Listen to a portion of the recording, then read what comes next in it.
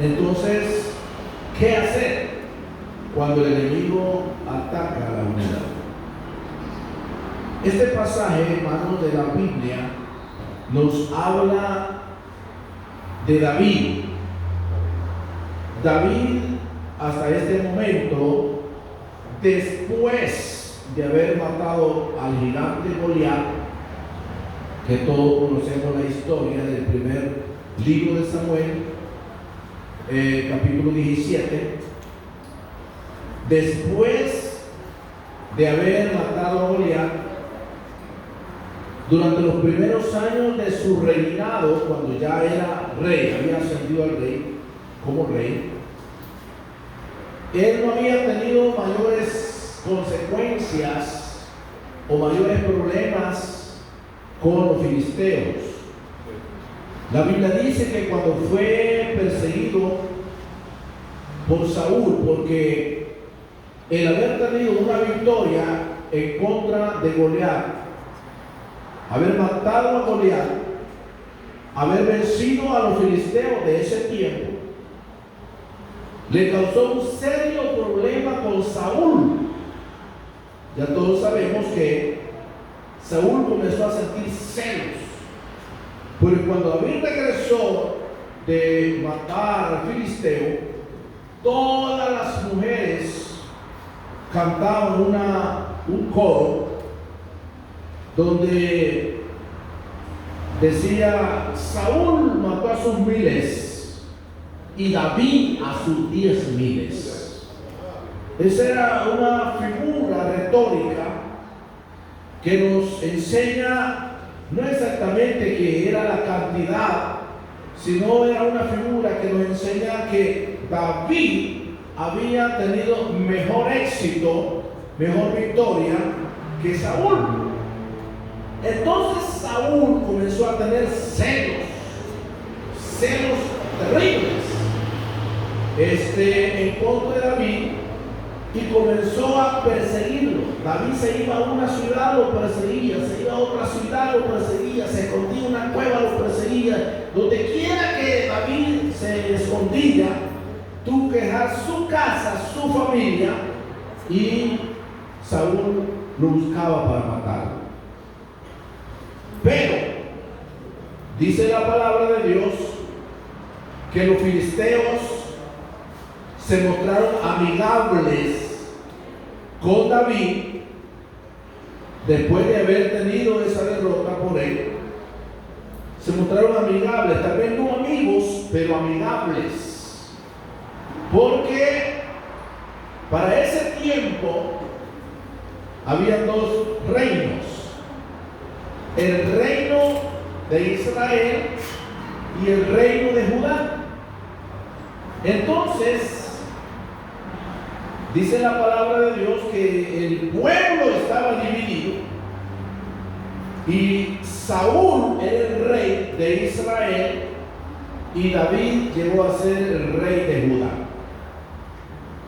Cuando Saúl murió, los ancianos tienen una reunión, como una asamblea, y luego trataron un consejo. En un consejo dice que los ancianos de Israel, que habían estado a cargo de Saúl, se reunieron y luego eligieron para que David no solamente reinara en Judá, sino también en Israel. O sea, lo escalaron. Por eso es que el versículo comienza: oyendo los filisteos, oyendo los filisteos, a pesar que David vivía entre ellos, pero cuando oyeron que David había sido ungido por rey sobre Israel, porque David era el rey de Judá, pero ahora se dan cuenta que también fue ungido por los ancianos para ser rey de Israel, entonces se molestaron y subieron todos los filisteos para buscar a David, y cuando David lo oyó, descendió a la fortaleza. La Biblia dice en el segundo libro de Samuel, que tenemos ahí, el capítulo 5, más que todo el verso 11 y 12, mire esto. Dice, habían y también Hiram, rey de Tiro, envió embajadores a David, y madera de cedro, y carpinteros, canteros para los muros en los cuales edificaban la casa de David. Y entendió David que Jehová le había confirmado por rey sobre Israel y que había engrandecido su reino por amor de su pueblo. Entonces, cuando David llegó a ser rey sobre todo Israel, abarcando Israel y Judá, entonces los filisteos tuvieron miedo de ese poder que ahora tenía David. Antes dijeron, bueno, si Saúl es rey de Israel, tú eres rey de Judá, cuando nosotros peleemos contra Israel, entonces David era un tremendo guerrero. Era un guerrero, hermano, que tenía 600 soldados, que un día vamos a hablar de ellos, a lo que se les conoce como los valientes de David, que se compuso un ejército de gente que estaba endeudadas, estaban con pobrezas, estaban enfermos. Entonces esa gente que no valía para nada según ese tiempo, David lo recoge y ahora arma un ejército poderoso a tal grado que forma un ejército que cuando los filisteos peleaban con una nación, David subía al campamento y ganaba la batalla. Entonces los líderes de los filisteos estaban contentos, pero ahora cuando se dan cuenta que ha sido elegido rey también de Israel, los filisteos comienzan a tener miedo. Pero este ya se hizo poderoso. Ahora no solo reina Judá, sino que reina Israel. Entonces es cuando entra este capítulo y dice el versículo 18: y vinieron los filisteos y se extendieron por el valle de Refaim. Verso 19 del capítulo 5 del segundo libro. Entonces consultó David a Jehová diciendo: iré contra los filisteos, los entregarás en mi mano. Y Jehová respondió a David: ve, porque ciertamente entregaré a los filisteos en tu mano. Gloria al Señor. Esto es el capítulo 18, el versículo 18 y 19 del segundo libro, capítulo 5. Pero dice aquí el versículo 1,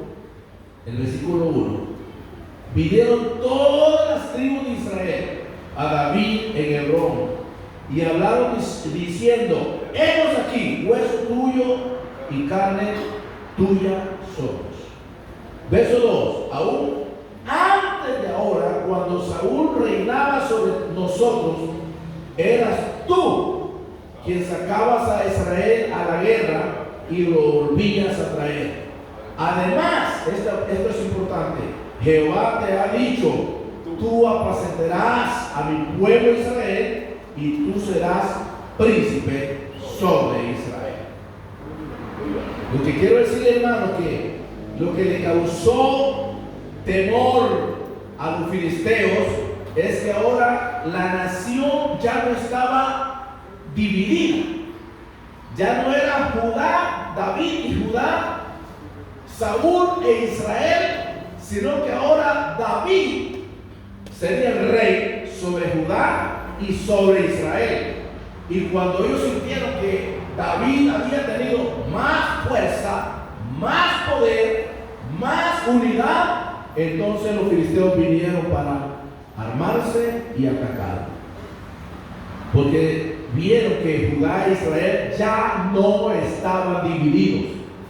Porque le diré algo: la unidad trae poder. Amén. La unidad trae poder. Una iglesia unida tiene autoridad, tiene poder. familia unida tiene victoria. Un matrimonio unido tiene bendición. Entonces, hermano, todo lo que trabaja unido es causa de la bendición del Señor Jesucristo. Va a haber gozo, va a haber bendición, va a haber de toda la bendición del Señor, pero eso al enemigo no le gusta. El enemigo lo que quisiera es que los matrimonios estén hechos pedazos, que las familias sean destruidas, que la iglesia sea un solo alboroto, uno por un lado, uno por otros, otro por otro lado. Entonces el enemigo se va a oponer, porque la unidad trae victoria. Donde estamos unidos, ahí está el Señor. Ahí está el Señor. Donde hay unidad, ahí está el Señor. Ah, pastor, entonces tenemos que estar de acuerdo en todo. Posiblemente no. Es posible que no estemos de acuerdo en todo, pero jamás vamos a permitir que el enemigo nos divida. Por ejemplo, nosotros acabamos de terminar una asamblea de 400 pastores. Hubo votos para una cosa, votos para otra, resoluciones, otros artículos de la Constitución. Algunos pasaban a hablar en contra, otros decían a favor, otros, yo pues no voto, decían. Entonces, pero al terminar la asamblea, terminamos con Santa Cena. Orando, nos abrazamos y como que nada pasó. Es posible que aún en la congregación, es posible que aún en la familia, o es posible que en el matrimonio, no en todo estemos de acuerdo. Pero lo que no queremos es que el enemigo nos divida. Nos divida. Porque la Biblia dice en Mateo 18, 19 y 20, otra vez os digo que si dos de vosotros se pusieren de acuerdo en la tierra acerca de cualquier cosa que pidiere, les será hecho por mi Padre que está en los cielos. Porque donde están dos o tres congregados en mi nombre, ahí estoy yo en medio de ellos, dice el Señor. Este versículo uno lo lee a la cabeza, pero dice, si dos de vosotros se pusieren de acuerdo, dos de vosotros se pusieren de acuerdo en la tierra. A veces uno dice, no, cuando lleguemos al cielo, ahí vamos a abrazarnos, vamos a andar juntos, allá no vamos a tener división. Es aquí en la tierra. Es aquí en la tierra que uno tiene que arreglar las cosas. Es aquí en la tierra que uno tiene que ponerse de acuerdo. Y si se pone de acuerdo, cualquier cosa que pidiere, dice el Señor, dará lo que le pedimos. Porque donde están dos o tres congregados en mi nombre, ahí está el Señor.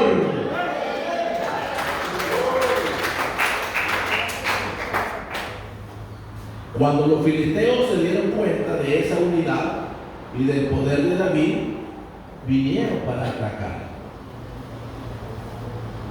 Pero, otra vez el verso 17 dice, oyendo los filisteos que David había sido ungido por rey sobre todo Israel, o sobre Israel, subieron todos los filisteos para buscar a David, y buscaron, y cuando David lo oyó, descendió ¿a dónde? A la fortaleza. Los filisteos no lo atacaron cuando David era pastor de ovejas. Note que David, antes de matar a Goliat, ¿era qué? Pastor de ovejas. Los únicos que venían para atacar a las ovejas eran los lobos, los leones, y David los mataba y defendía las ovejas. Pero nunca los filisteos vinieron para atacarlo cuando él era pastor. Porque el enemigo no tiene temor de su pasado. Él tiene temor de su presente. Eso que allá hicimos esto, que allá yo mataba a fulano, yo no me dejaba, yo era boxeador. El enemigo a eso no le teme. Mire, cuando yo agarraba alcohol, usted, con las orejas y tantas cosas. No, el enemigo a eso no le tiene miedo. Y yo en el mundo hacía esto, hacía lo otro. A eso el enemigo no le tiene miedo, pero le tiene temor a su presente. Ahora que usted es hijo de Dios y que busca la presencia de Dios, ahora el enemigo sí va a temer.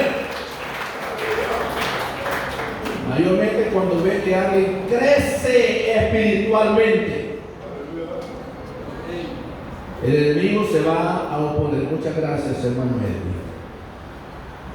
Dije esto: cuando usted crece espiritualmente, el enemigo se va a oponer. Cuando usted ahora ya busca a Dios en oración, cuando usted ahora se congrega para alabar al Señor, cuando usted escucha con atención la palabra de Dios, cuando usted, hermanos, está involucrado en un ministerio en la iglesia, quiere servir en algo, hermano, porque todos los hermanos que sirven de alguna forma, de alguna manera, es un privilegio. Fíjense que no hubiera ningún ministro de alabanza, no hubiera ninguna corista, no hubiera directiva de sociedades, no hubiera mujeres, no hubiera recepcionistas, solo viniéramos todos así, todos como una pelota, solo a cantar y nos vamos. Pero todo el que sirve en algo, el enemigo no le va a gustar, se va a incomodar, porque sabe que a través de usted que está involucrado en algo, la iglesia va a avanzar, la iglesia va a unirse en fuerza y en poder de Dios. Al enemigo no le agrada cuando el creyente vive sin buscar nada de Dios. Toma las cosas al suave, a su manera. Usted va al culto porque no tiene otra división, no porque no viniera, dice el enemigo, no digo yo que usted. Y que le dan ganas de ir a cuando se muere un burro, dijo mi esposa. No sé cada cuántos años muere un burro. Que no le da importancia, pero que de vez en cuando, 2 veces al año, que me congregue es suficiente. El enemigo está feliz con usted. Este creyente ni cosquilla me hace. Este creyente no me alborota a los demonios. Pero cuando usted viene al culto de oración, usted viene el miércoles a adorar a Dios, el viernes aunque se ha cansado y venimos otra vez, y el domingo usted se levanta y se viene otra vez para la iglesia, y usted está involucrado en la alabanza, la adoración al Señor, usted está involucrado en ofrendar, en diezmar, en hacer algo para la obra de Dios. El enemigo se va a alborotar, pero tendremos más poder, más unidad, más fuerza. Amén. Vamos a tener más garantía de parte del Señor. Entonces David hizo algo. Cuando escuchó que los filisteos lo iban buscando, dice el verso 17 que él descendió a un lugar. ¿A dónde descendió? A la fortaleza. A la fortaleza. Y yo le pregunto esta mañana, ¿en quién está su fortaleza? ¿A dónde está su fuerza? ¿Cuándo es que usted se siente como en medio de dificultades, usted siente que Dios le anima, le fortalece? Es cuando nos acercamos a la presencia de Dios. Cuando uno dice, no, yo tanto problema que tengo, mejor me voy a ir al mundo, voy a ir a probar allá, yo creo que voy a sacar el hombre viejo, voy a sacar a la mujer vieja y voy a ir, no vamos a hacer nada, hermanos, porque la fortaleza está en la presencia de Dios. La fortaleza está en la casa de Dios. La fortaleza está cuando usted se arrodilla delante de la presencia del Señor. David descendió a la fortaleza. El lugar de fortaleza era una ciudad de Dios donde su presencia lo hacía grande. Verso 9 del capítulo 5. Dice la palabra, verso 9. David moró en la fortaleza y le puso por nombre la ciudad de David, y edificó alrededor desde el Nilo hacia adentro.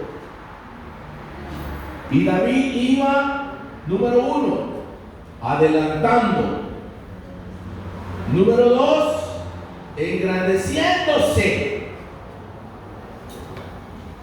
Y Jehová Dios de los ejércitos estaba con él. Amén.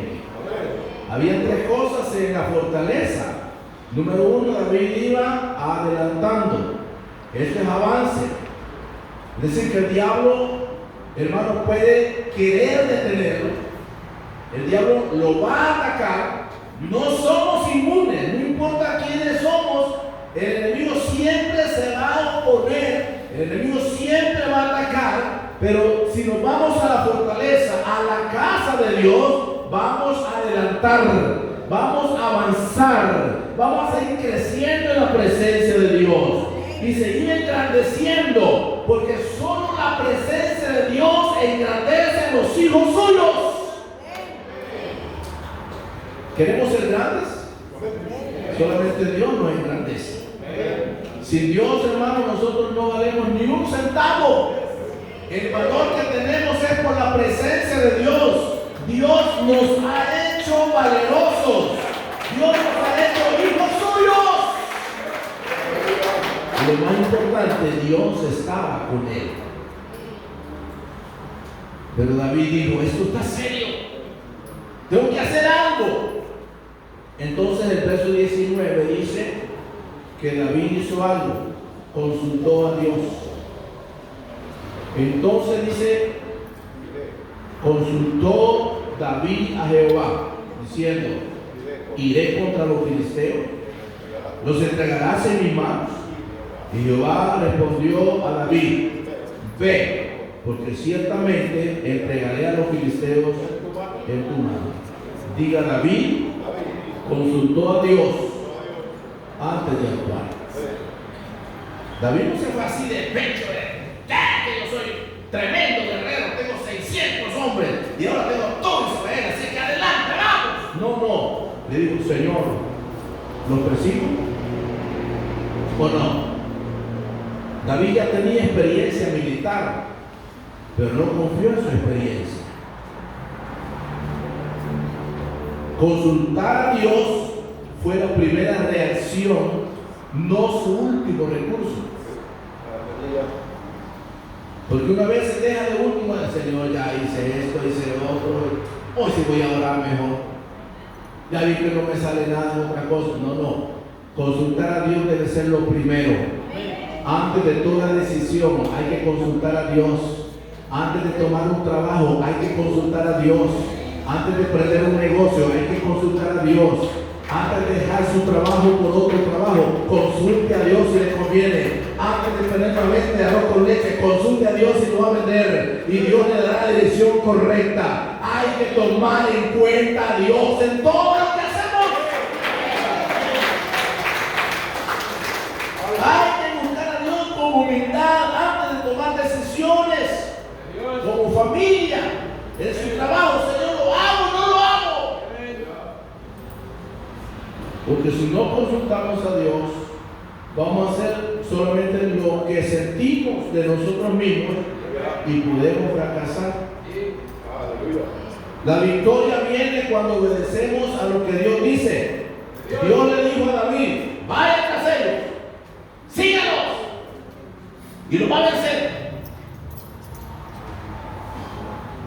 Otra cosa, en el verso 20, David reconoció que la victoria viene de Dios y no de su fuerza. Verso 20. Y vino David a Baal Peresim, y ahí lo venció David, y dijo, quebrantó. ¿Quién? No dijo, los quebranté, los vencí. No. quebrantó. Y vino David a Baal-perazim, y ahí lo venció David y dijo: quebrantó Jehová mis enemigos delante de mí como corriente impetuosa. Por esto llamó el nombre de aquel lugar Baal-perazim. Él no dijo: qué fuerte, no, si yo me las puedo todas. No, hay conmigo nadie. Ay, Dios, tantos años que estoy en el evangelio, yo ya ni me caigo. No, a pesar que era un guerrero de experiencia, él dijo: Dios los quebrantó delante de mí. Dios da la victoria. Es Dios quien da las bendiciones. Es Dios quien nos tiene esta mañana en este lugar. Te diré algo: cuando Dios pelea por nosotros, el enemigo se pone débil y nosotros nos volvemos fuertes. Cuando Dios pelea por nosotros, el enemigo se pone débil, porque no hay diablo ni demonio que pueda pelear contra Dios. Por eso Jesús dijo: yo veía a Satanás caer del cielo como un rayo. Y por eso el Señor dijo: en mi nombre echarán fuera demonios, porque el poder está en Dios. Su nombre es lo que representa a Dios en nuestra dispensación.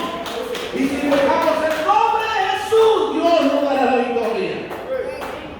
Y algo más: la batalla la ganó David en Baal-perazim, y eso significa Señor de las brechas. Baal-perazim significa el Señor de las brechas, porque Dios abre bendiciones que nadie puede cerrar.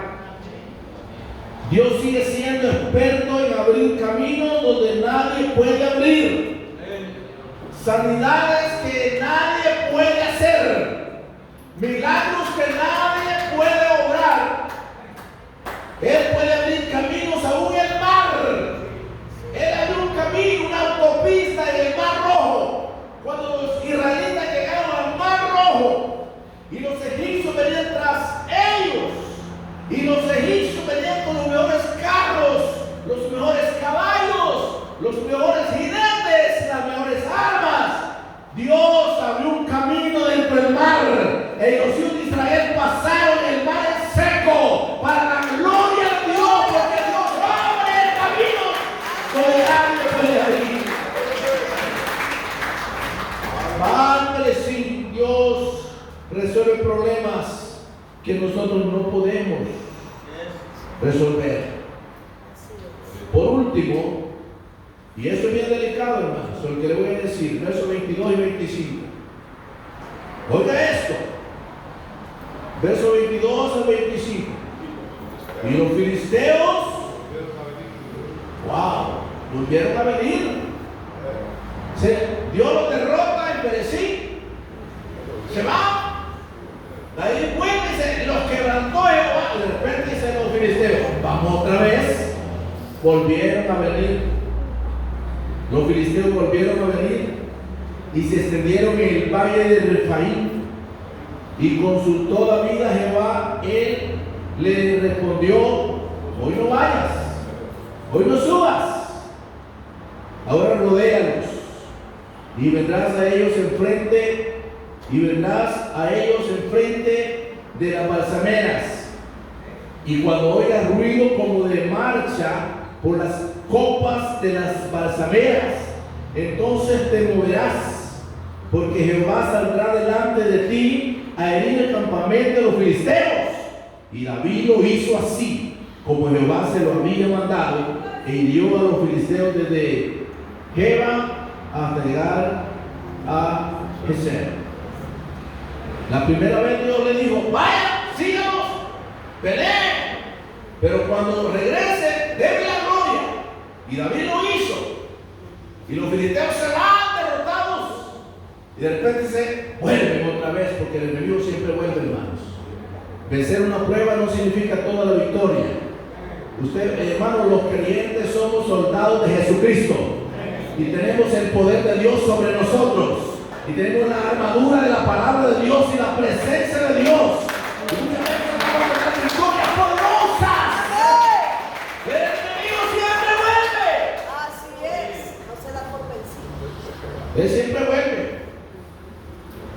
Esta vez Dios le dice: no subas, espera una señal, solo rodéalos.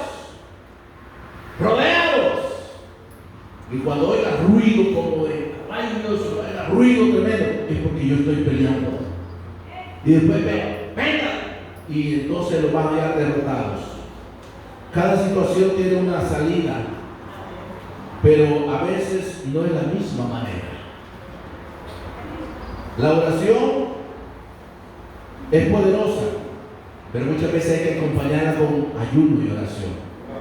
En ocasiones solo hay que orar, pero en otras ocasiones hay que ponerle ayuno. Hay enemigos que son duros para salir, pero usted se arrodilla y dice: este día no voy a desayunar, no voy a almorzar, Señor, y te voy a orar. El enemigo va a temblar. Dios le dio a David una victoria total, pero David hizo como Dios le dijo. David hizo así, dice el verso 25, y David hizo así como Jehová se lo había mandado. Y hirió a los filisteos desde Geba hasta llegar a Edén. Número 1, consultar a Dios en nuestras decisiones es la clave de nuestras victorias. Señor, ¿y este negocio será que va a pegarse? Yo quiero hacer tamales, pero Señor, los hago. ¿Cree que los vendo? Señor, yo quiero ir a tal lugar, quiero hacer esto, pero dígame, Señor, hágame sentir algo.